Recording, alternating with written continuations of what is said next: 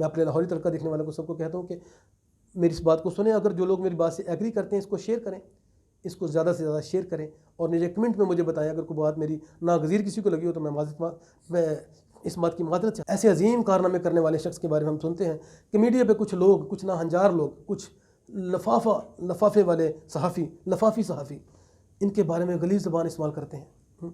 वो उसने एक सच बोला तो लोगों को बर्दाश्त ना हुआ और वो कहते हैं कि हमने उसको माफ़ी मांगने पे मजबूर कर दिया, लेकिन ये उस शख्स की आला ज़रफ़ी है। लाहौरी तड़का चैनल की तमाम वीडियोस देखने के लिए हमारा चैनल सब्सक्राइब करें और साथ में दिए गए बेल आइकन को प्रेस करके ऑल नोटिफिकेशन को सिलेक्ट करें ताकि आप तक हमारी तमाम वीडियोस बआसानी पहुंच सकें।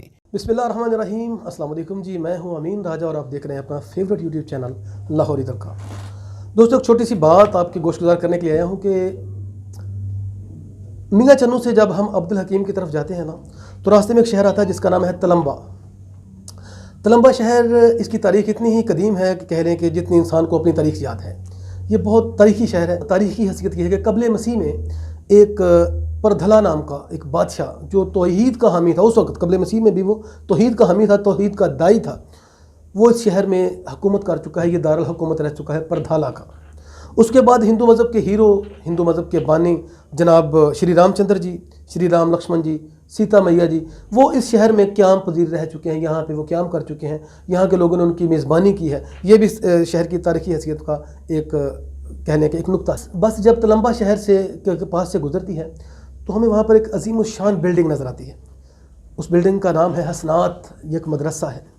यहाँ पे लोग, यहाँ पे बच्चे, यहाँ पे बूढ़े, यहाँ पे जवान, यहाँ पे औरतें आकर दीन सीखती हैं। दीन इस्लाम क्या है, दीन इस्लाम की तमाम तारीख़ क्या है, और ये यहाँ पे दरस कुरान होता है।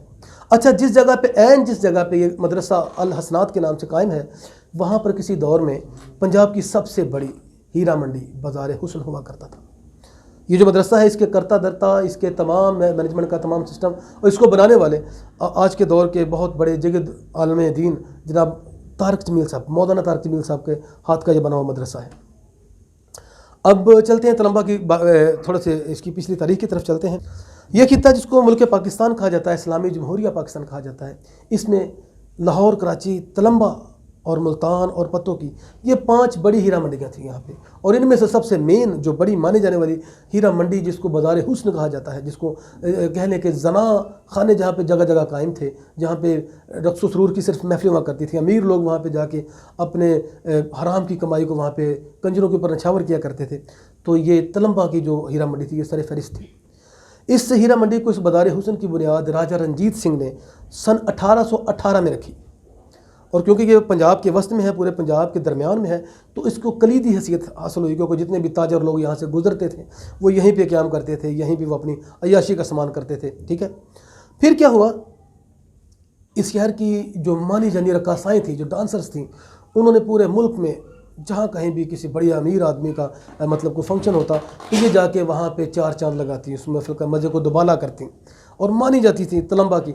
और एक और पंजाबी कल्चर में हम जब देखते हैं कि जहाँ भी कहीं देहात में 2 औरतें आपस में लड़ पड़ती हैं, 2 औरतें आपस में लड़ती हैं, तो और गालियों के साथ एक दूसरे को जब वो गालियाँ देती हैं, ताने और मेने मारती हैं, उसमें एक गाली सर फहरिस्त होती थी, वो एक दूसरे को तलम्बे दी कंजरी कहती थी।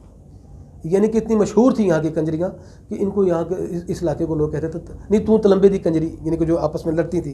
तो ये उनका एक ख़ास मिना था। इससे साफ पता चलता है कि ये कितना मशहूर इलाका था।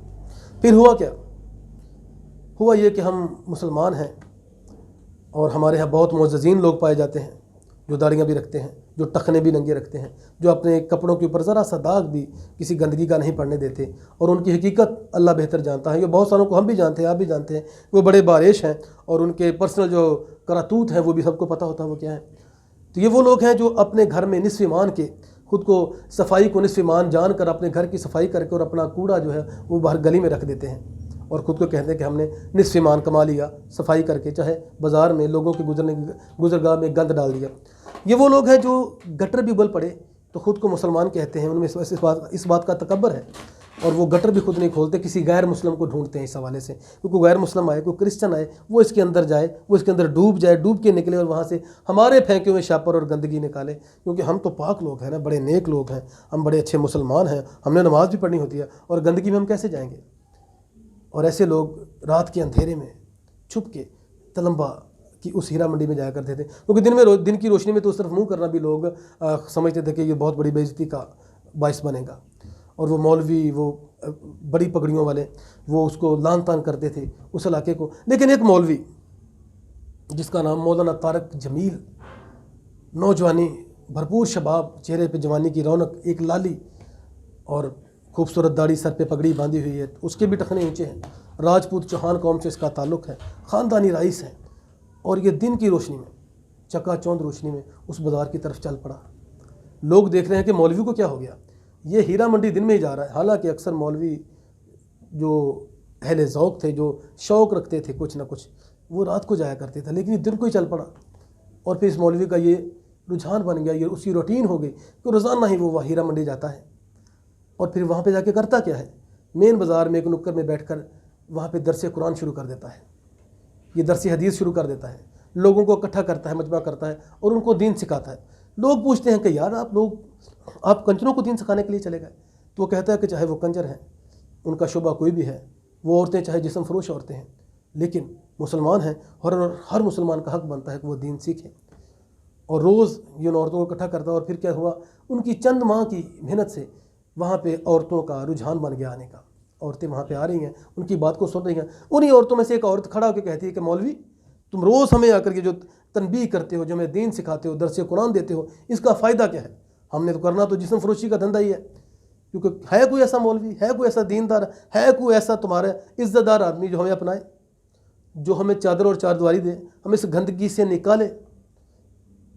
تو مولوی نے سر نہیں جھکایا، مولوی نے یہ نہیں کہا کہ یہ میرے بس کی بات نہیں، اس نے کہا نہیں، تم آؤ، تم اللہ کے دین کی طرف آؤ، اللہ کہتا ہے کہ تم میری طرف چل کر آؤ، میں تمہاری طرف دوڑ کر آؤں گا، اور اللہ مسبب الاسباب ہے، تم اللہ پہ یقین کر کے اس کام کو چھوڑو تو انشاءاللہ لوگ تمہیں اپنانے کے لیے بھی آئیں گے، اور لوگ تمہیں اپنا چادر اور چار دیواری بھی دیں گے۔ پھر اس مولوی نے کیا کیا کہ اپنے جتنے بھی ملنے والے تھے، جو اس کے شاگرد تھے، اس کی جماعت کے جتنے لوگ تھے، ان سب کو اطلاع دی کہ اس طرح کی عورتیں ہیں، ان کو عزت دینی ہے، ان کو چادر اور چار دیواری دینی ہے۔ اور پھر کیا ہوا کہ دن بدن، گاہے بگاہے لوگوں کا رجحان اس طرف ہوا، اور دیکھتے ہی دیکھتے چند ماہ میں، یا کہہ لیں 1-2 سالوں میں، یہ ہیرا منڈی ٹوٹل صاف ہو گئی۔ مولوی لوگ آئے، مولوی طارق جمیل کے شاگرد آئے، اس کے ملنے والے لوگ آئے، انہوں نے ان عورتوں کو اپنایا، ان سے نکاح کیا، ان کو چادر دی، چار دیواری دی، اور آج وہ جگہ صاف ہوگی، وہ عورتیں عزت کی زندگی گزارنا شروع کر دیں۔ یہ کس وجہ سے تھی؟ یہ مولانا طارق جمیل صاحب کی وجہ سے تھا۔ پھر اس مولوی نے کیا کیا کہ وہاں پہ وہ جگہ خرید لی، اور خرید کے ایک مدرسے کے لیے وقف کر دی، جس کو آج حسنات کے نام سے، حسنات مدرسے کے نام سے لوگ جانتے ہیں۔ اب تک لاکھوں لوگ وہاں سے دین سیکھ چکے ہیں، اور دین کی روشنی سے وہ مستفید ہو چکے ہیں۔ آج ایسے عظیم کارنامے کرنے والے شخص کے بارے میں ہم سنتے ہیں کہ میڈیا پہ کچھ لوگ، کچھ ناہنجار لوگ، کچھ لفافے والے صحافی، لفافی صحافی، ان کے بارے میں غلیظ زبان استعمال کرتے ہیں۔ وہ اس نے ایک سچ بولا تو لوگوں کو برداشت نہ ہوا، اور وہ کہتے ہیں کہ ہم نے اس کو معافی مانگنے پہ مجبور کر دیا، لیکن یہ اس شخص کی اعلیٰ ظرفی ہے کہ آج بھی اس نے ان سے معافی جو مانگی ہے، وہ اس لیے نہیں مانگی کہ وہ اس سے جیت گئے، کیونکہ وہ ان کا منہ نہیں لگنا چاہتے، کیونکہ وہ ان کا کیلیبر نہیں ہے کہ ان کے ساتھ وہ بحث مباحثہ کریں۔ اس نے معافی ان سے نہیں مانگی، معافی سسٹم سے مانگی ہے۔ حقیقت میں جو انہوں نے کہا وہ بالکل سچ تھا، اور میں ان صحافیوں کو کہتا ہوں کہ شرم کرو، آپ خود دیکھ لو، سوشل میڈیا پہ آج رحمتوں کے مہینے میں آپ کی طرف پورے زمانے کی لعنتوں کا رخ ہو چکا ہے، ہر بندہ آپ کے اوپر لعنتیں بھیج رہا ہے، اور آج بھی لوگ طارق جمیل کی تعریف کر رہے ہیں، کیونکہ تعریف اللہ کرواتا ہے۔ اللہ تعالیٰ اپنی کتاب میں فرماتا ہے وَتَعِزُّ مَن تَشَاءُ وَتُذِلُّ مَن تَشَاءُ، میں جسے چاہے عزت دوں، جسے چاہے ذلت دوں۔ تم کون ہوتے ہو کسی کو بے عزت کرنے والے؟ تو مولوی طارق جمیل صاحب کو ہم سلیوٹ پیش کرتے ہیں، اور ان کے دیے ہوئے بیان کی بھرپور تائید کرتے ہیں۔ ہم دیکھ سکتے ہیں اپنے بازاروں میں جا کر کہ جو نیمبو 80 روپے کلو تھے وہ 400 روپے کلو کیوں ہو گئے رمضان میں؟ اس نے ٹھیک کہا تھا کہ ہم بے ایمان لوگ ہیں۔ ہر چیز کو چیک کریں آپ جا کے، ہر چیز ڈبل ہو گئی ہے، ہر بندہ لوٹنے، ہر بندہ دہاڑی لگانے کے چکر میں، تو مولوی طارق جمیل ٹھیک کہتا ہے، جبکہ باقی لوگ جو ان کے مخالف ہیں وہ بکواس کرتے ہیں۔ شرم آنی چاہیے ان لوگوں کو۔ اور میں اپنے لاہوری تڑکا دیکھنے والوں کو سب کو کہتا ہوں کہ میری اس بات کو سنیں، اگر جو لوگ میری بات سے ایگری کرتے ہیں اس کو شیئر کریں، اس کو زیادہ سے زیادہ شیئر کریں، اور نیچے کمنٹ میں مجھے بتائیں اگر کوئی بات میری ناگزیر کسی کو لگی ہو تو میں اس بات کی معذرت چاہتا ہوں، لیکن پھر بھی حق ہے، اور اللہ حق کے ساتھ ہے۔ والسلام۔